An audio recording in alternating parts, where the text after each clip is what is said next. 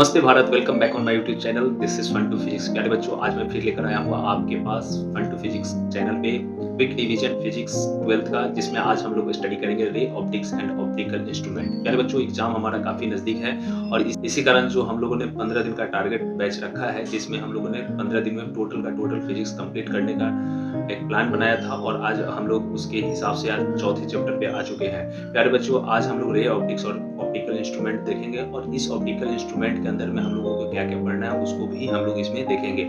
इसमें हम लोग क्विक रिवीजन करेंगे और जितना जल्दी हो सके इस चैप्टर को एंड करेंगे, ताकि आपके पास वक्त बिल्कुल कम है और यहाँ पे हम लोग वक्त को बेफालतू का गंवाए बिना हम लोग तुरंत इस सारे चैप्टरों को कंप्लीट करें। तो करते हैं आज के वीडियो की शुरुआत। प्यारे बच्चों, जब सबसे पहला जो टॉपिक हमारे पास लॉ ऑफ रिफ्लेक्शन है। लॉ ऑफ रिफ्लेक्शन क्या होता है कि प्यारे बच्चों, इंसिडेंट रे और ये रिफ्लेक्टेड रे। देखो, ये जो इंसिडेंट रे है और ये जो रिफ्लेक्टेड रे है, ये और ये नॉर्मल, तीनों एक ही पॉइंट पे मिलता है। That is the law of reflections. ध्यान देना कि ए रे और ए नॉर्मल जब जहाँ पे भी मीट करता है, that point is denoted by U O, और उसी पॉइंट को हम लॉ ऑफ रिफ्लेक्शन समझते हैं और कहते हैं। इसके हिसाब से क्या होता है कि इसमें एंगल आई और एंगल आर, एंगल आई जो है एंगल आर के क्या होना चाहिए, बिल्कुल बराबर होना चाहिए। ये भी ध्यान देने योग्य है कि एंगल आई जो है हमेशा एंगल आर के क्या होंगे, बराबर होंगे। और इसी को यहाँ पे एक्सप्लेन किया है कि the incident ray, the reflected ray and the normal to the surface at the point of incident all lie the same plane. ठीक है, सारे के सारे एक ही प्लेन में लाइज करता है और दूसरा एंगल आई और एंगल आर को क्या कहते हैं, बराबर करते हैं। तो यही आपका एंगल ऑफ इंसिडेंट कहा जाता है। क्लियर है? अब आइए फॉर्मेशन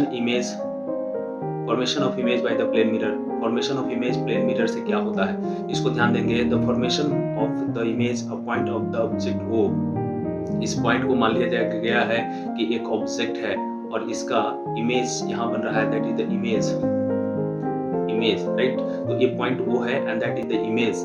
अब यहाँ पे बताया गया है प्यारे बच्चों कि the formation of image of point the object O by the plane mirror is represented in the figure। इस फिगर में उसको रिप्रेजेंट किया गया है। the formation has, क्या क्या इसमें कहानियां हैं उसको देखेंगे।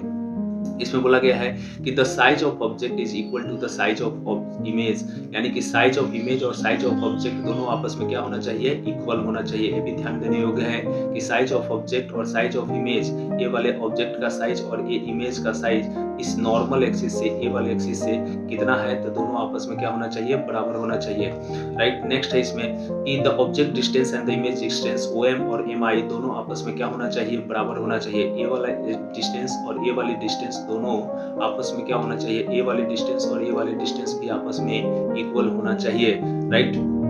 तो हम लोग इसमें क्या करें कि ऑब्जेक्ट का साइज, इमेज का साइज बिल्कुल क्लियर बराबर होना चाहिए और जो डिस्टेंस है ओ एम का और एम आई का दोनों आपस में क्या होना चाहिए, इक्वल होना चाहिए। नेक्स्ट है जो थे बिल्कुल क्विक रिवीजन था, जो आपको तुरंत याद करवा दिया गया और सारे चीज़ों से, टॉपिकों से फैमिलियर बनाया गया, तो अपकमिंग एग्जामिनेशन में आप अच्छा करें, यही मेरा टारगेट है और मेरे चैनल का टारगेट है। तो best wishes for your examination. और मेरा जो 15 दिन प्लान है, अगर अभी तक आप हमारे चैनल को सब्सक्राइब नहीं किए तो फटाफट सब्सक्राइब कीजिए, लाइक कीजिए और शेयर कीजिए और बाकी बच्चों तक भी पहुँचाइए जो अभी तक नहीं पढ़ पाया हो या फिर समय बर्बाद किया हो, उसको भी इससे हेल्प मिल जाए।